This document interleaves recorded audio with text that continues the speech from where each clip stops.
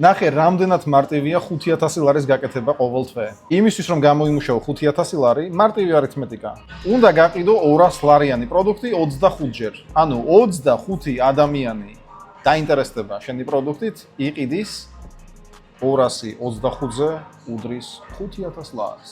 და უკვე იქნები საქართველოს მოსახლეობის 1%-ში, რომელსაც ესე უყურებენ, რას ქვია 5000 ლარი, საიდან რა ამბავია? ხოდა.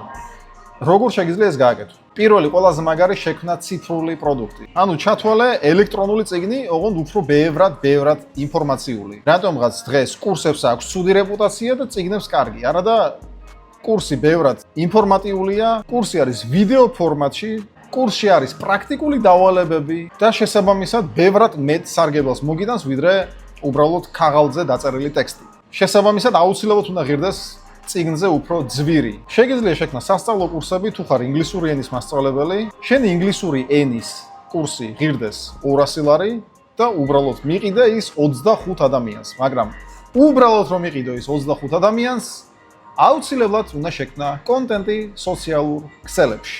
შეიძლება ყველაფერი მაგრად კონდეს მოწესრიგებული, მაგრამ არ კონდეს კონტენტი სოციალურ ქსელებში. ან კიდე გქონდეს, მაგრამ არასწორი.